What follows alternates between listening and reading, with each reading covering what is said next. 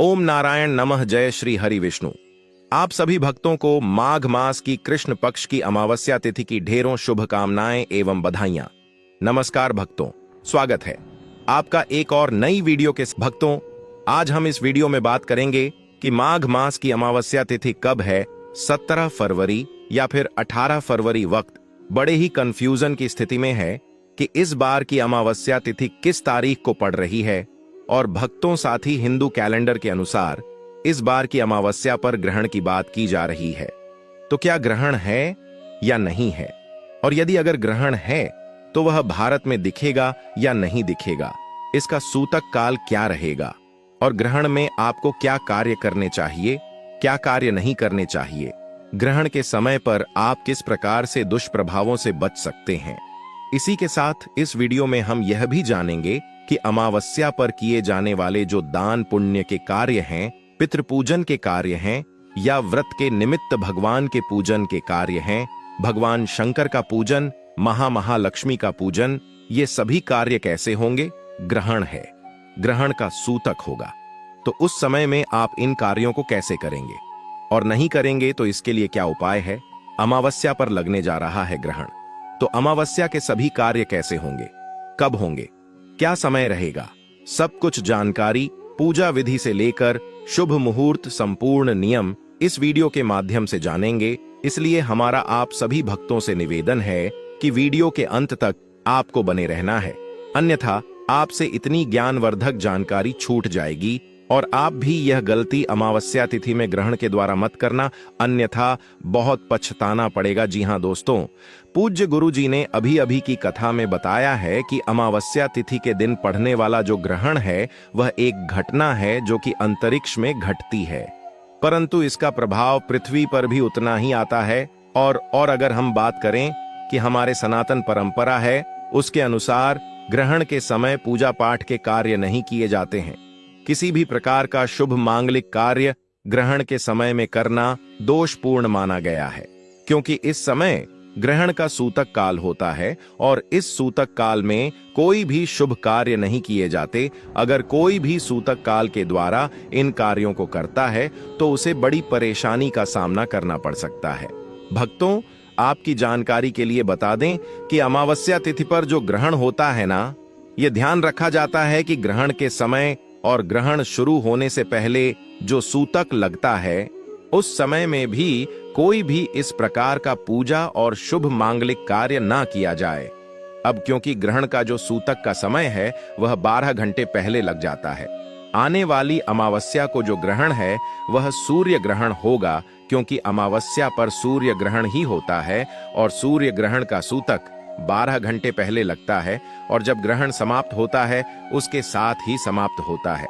इस प्रकार से 12 से 17 घंटे लंबी यह समय अवधि होती है, जिसमें हमें इन नियमों का पालन करना होता है, इन नियमों का पालन करना होता है। तो चलिए, अब तो आपका ज्यादा समय बर्बाद न करते हुए जानकारी आरंभ करते हैं और जान लेते हैं अमावस्या तिथि पर जो पूजा पाठ के कार्य हैं, या अमावस्या पर किए जाने वाले पितृकर्म आदि कार्य हैं, वह किस प्रकार से आपने करने हैं। भक्तों, हिंदू कैलेंडर के अनुसार जो अमावस्या के दिन ग्रहण से पहले सूतक लग जाता है, और सूतक लगने से पहले मनुष्य को कुछ काम कर लेने होते हैं, क्योंकि ग्रहण के समय वह सभी कार्य वर्जित होते हैं। जैसे आपके घर में मंदिर है, तो मंदिर में जो आपने भगवान को उस दिन का भोग लगाना है, पूजा पाठ करनी है, आरती का समय है, तो वह आपको सूतक से पहले कर लेना है, और सूतक आरंभ होने से पहले ही आपने पर्दे कर देने हैं। इस ग्रहण का सूतक कितने बजे आरंभ होगा, इसकी जानकारी मैं अभी आगे देने वाला हूं। दूसरा सूतक शुरू होने से पहले ही आपने अपनी जो भी खाने पीने की सामग्रियां हैं घर में, चाहे वह आटे का ड्रम है, चावल है, चाय पत्ती है, चीनी है, दालें हैं, जो भी सामग्री हो, आपका फ्रिज में सामान होगा, तो सभी जगह आपको कुशा रख देनी है, कुशा रख देनी है। और जो पानी की टंकी है उसमें भी आपने कुशा डाल देनी है। इस प्रकार से आप सभी खाने पीने की चीजों को सुरक्षित करेंगे, क्योंकि कुशा ग्रहण के दुष्प्रभाव से खाद्य पदार्थों की सुरक्षा करती है, ऐसी मान्यता है। जिनके पास कुशा ना हो वो क्या करें। आपके पास तुलसी पत्ता होगा तो आप तुलसी दल का प्रयोग कुशा के स्थान पर कर सकते हैं। तीसरा, जिनके पास तुलसी दल भी ना हो वह काले तिल का प्रयोग कर सकते हैं। जैसे कुशा हमने डालने को कहा था, उसी प्रकार से उन सभी स्थानों पर काले तिल रख दें।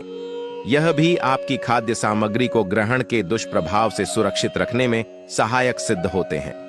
ऐसा शास्त्रों में वर्णन आता है।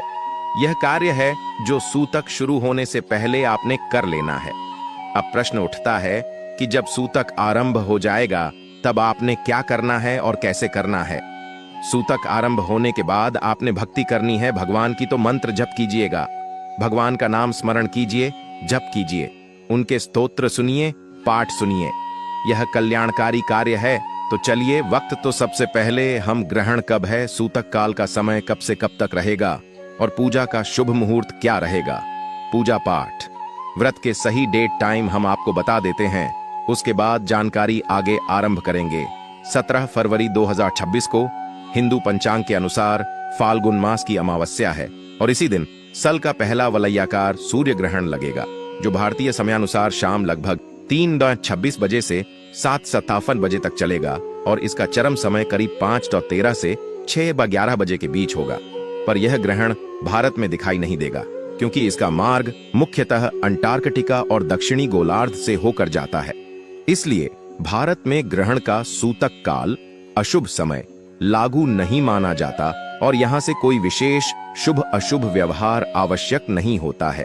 आम धार्मिक मान्यताओं के अनुसार अमावस्या तिथि में सुबह से शाम तक पवित्र नदियों में स्नान, पितृ तर्पण, दान और पूजा करना शुभ होता है तथा अगर आप ग्रहण संबंधी नियम मानते हैं तो ग्रहण के समय पूजा कर्म न करके ग्रहण समाप्ति के बाद स्नान कर, दीपक जलाकर भगवान का स्मरण और दान पुण्य करना शुभ फलदायी माना जाता है। भक्तों, जो ग्रहण के समय और जब सूतक आरंभ हो गया है उसके बाद आप कर सकते हैं। इनसे पुण्य की प्राप्ति होती है क्योंकि यह जो अमावस्या है यह कोई साधारण अमावस्या नहीं है, यह मनवंतर अमावस्या है। इस दिन आप जो भी पूजा पाठ जप तप दान पुण्य करेंगे वह सबका सब अक्षय पुण्य देने वाला होगा। इसीलिए आपको जितना हो सके भगवान का नाम जप करना है, जितना हो सके भगवान के पाठ सुनने हैं, जितना हो सके इस दिन आपने दान करना है। दान का पुण्य भी अक्षय होगा। ग्रहण जब चल रहा हो उस समय आपको घर से बाहर निकलने से बचना चाहिए। जितना समय हो सके घर में बिताएं। जो लोग ऑफिस जा रहे हैं, रोजगार में हैं, व्यवसाय कर रहे हैं, वह अपने कार्यालय क्षेत्र के अंदर रहे, अर्थात खुले आसमान के नीचे ना आए तो उत्तम है। लेकिन आवश्यक हो बाहर आना तो आसमान की ओर देखने से आपको बचना चाहिए। इस प्रकार से आपको यह ग्रहण का समय व्यतीत करना चाहिए भगवान की भक्ति करते हुए, और जितना हो सके आसमान के सामने ना आकर आपको यह समय व्यतीत करना चाहिए। जो गर्भवती माताएं बहनें हैं उन्हें क्या सावधानी बरतनी होगी? तो जो गर्भवती माताएं बहनें हैं उनके लिए सलाह यह दी जाती है कि ग्रहण के समय वह खुले आसमान के नीचे न आए तो उत्तम रहेगा। उनके लिए खाने पीने की मनाही नहीं है, परंतु साफ सफाई और सावधानी आवश्यक है, जिससे कि किसी भी प्रकार की हानि उनके गर्भस्थ शिशु को ना हो। जितना हो सके आप कवर्ड क्षेत्र में अर्थात उस एरिया में रहे, जो कि अगर ऑफिस में है तो ऑफिस के अंदर रहें, घर में है तो घर के अंदर रह, आसमान की ओर देखने से बचें। जितना हो सके भगवान का मंत्र जप करें और उनके पाठ स्तोत्र आदि का श्रवण करें। ग्रहण के समय आपको सोना नहीं है, आप लेट सकती हैं पर निद्रा में ना जाएं, इसका ध्यान रखना चाहिए। आपको और कौन से कार्य हैं जो नहीं करने चाहिए? तो इसमें कहा जाता है कि जो कढ़ाई, बुनाई, छटाई, सिलाई आदि के जो कार्य हैं, यह जो है ग्रहण के समय आपको नहीं करने चाहिए। ऐसे कार्य जो तेज धारदार हथियार से या नुकीली चीजों से किए जाते हैं, उन वस्तुओं का प्रयोग नहीं करना चाहिए। इनसे आपको बचना चाहिए, जिससे कि कहीं कट ना लग जाए, कोई चीज चुभ ना जाए। यह कार्य हैं जिनको छोड़ते हुए, जिनको ना करते हुए समय को व्यतीत कीजिए। भगवान की भक्ति करते हुए समय को व्यतीत कीजिए। डरने की आवश्यकता नहीं है, ग्रहण कोई डरने की वस्तु नहीं है।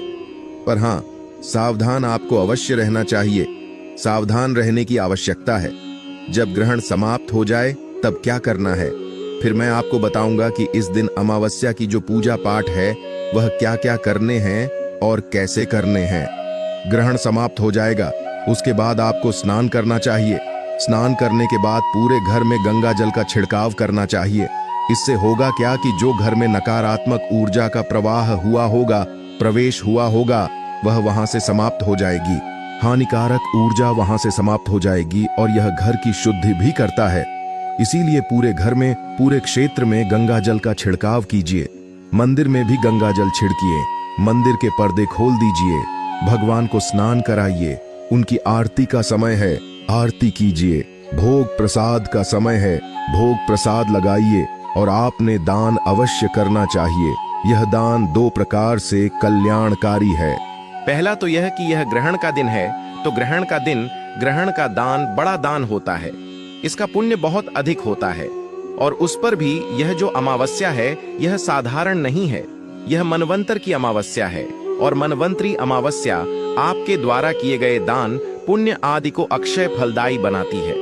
इसीलिए आपको इस दिन अक्षय फल की प्राप्ति के लिए अधिक से अधिक दान करना चाहिए। दान गरीबों को अवश्य कीजिएगा। बाकी दान आप किसी गरीबों की सहायता के लिए अन्न दान कर सकते हैं, भंडारे करा सकते हैं, जल दान कर सकते हैं, वस्त्र दान कर सकते हैं और धन दान भी कर सकते हैं। इस अमावस्या पर पितृ कब करना है, कैसे करना है, और जो व्रत के निमित्त पूजा पाठ है वह कब और कैसे करने हैं। अमावस्या पर 2 प्रकार के व्रत हैं जो सामान्यतः किए जाते हैं।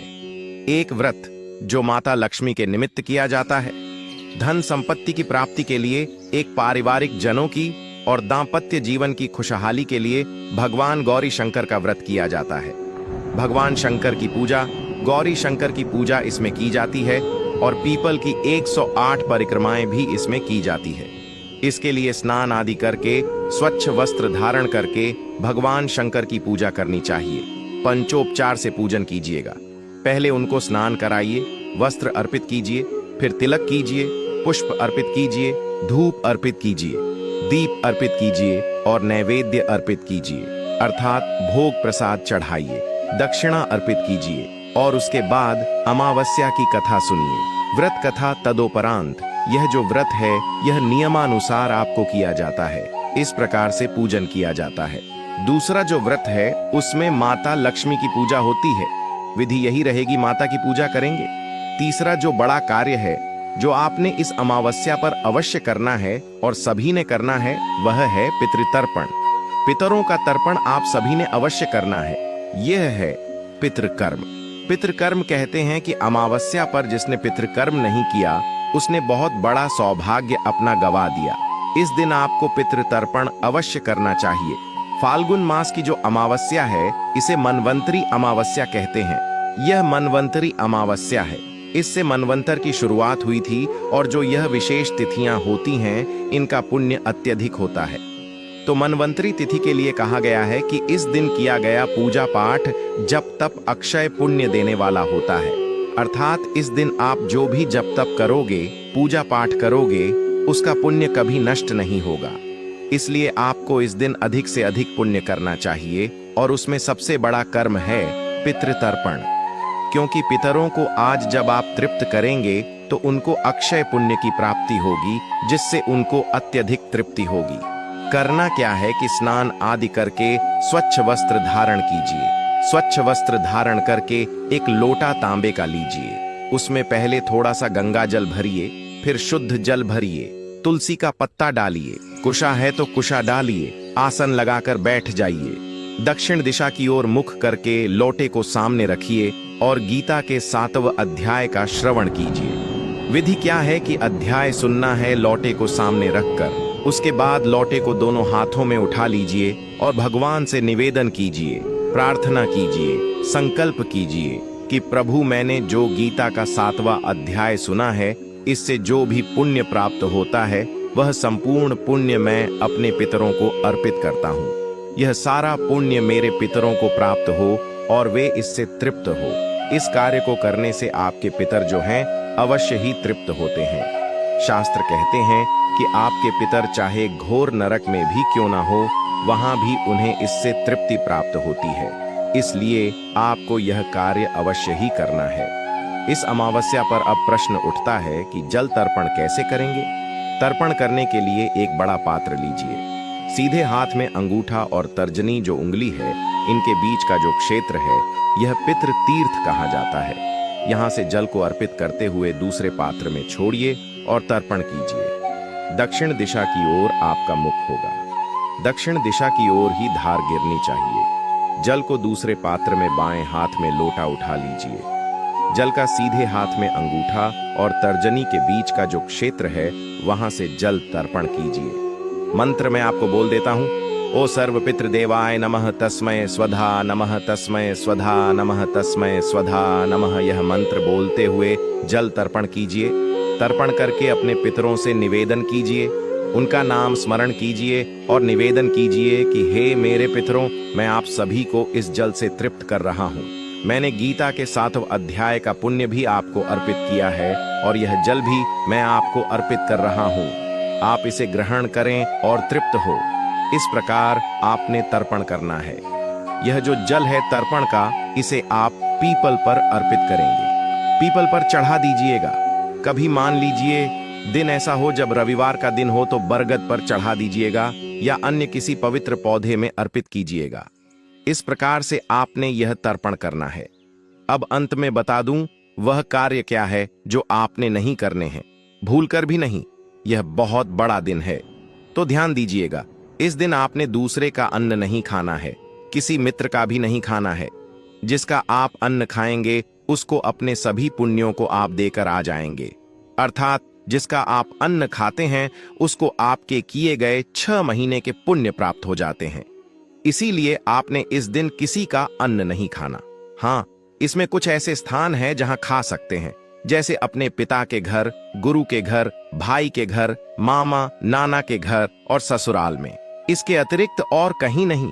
बहनों के घर भी नहीं खाना चाहिए। मान लीजिए कहीं खाकर आना भी पड़ जाए तो आप वहां पर कुछ धनराशि देकर आइए, इससे आपको इसका दोष नहीं लगेगा।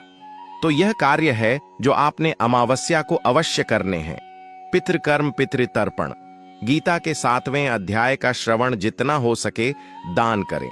अगर व्रत करते हैं तो व्रत कीजिएगा और सुबह का पवित्र स्नान बड़ा कल्याणकारी है। अगर नदी पर जा सके, गंगा जी जा सके, बहुत अच्छा है। नहीं जा पाए तो घर पर ही जो स्नान करेंगे उस जल में थोड़ा सा गंगा जल मिला लीजिएगा, वह कल्याणकारी होगा। इतना कर्म अगर आप कर लेंगे आपका जीवन सुधर जाएगा। फाल्गुन अमावस्या का दिन आध्यात्मिक शुद्धि, पितृकृपा और कर्म सुधार का विशेष अवसर माना जाता है। मान्यता है कि अमावस्या के दिन स्नान, ध्यान, जप, दान और पितरों के लिए तर्पण करने से जीवन के अनेक कष्ट धीरे धीरे कम होने लगते हैं और पितृदोष का प्रभाव शांत होता है। जो व्यक्ति इस दिन सच्चे मन से भगवान का स्मरण करता है, दीपदान करता है, तिल, अन्न, वस्त्र या गुड़ का दान देता है और अपने पूर्वजों के लिए प्रार्थना करता है, उसके घर में सुख शांति, धन समृद्धि और मानसिक संतुलन बना रहता है। अमावस्या अंधकार का प्रतीक जरूर है, लेकिन आध्यात्मिक रूप से यह नए आरंभ और नकारात्मकता को समाप्त करने का भी समय है। इसलिए इस दिन की गई पूजा और दान का फल कई गुना बढ़कर मिलता है।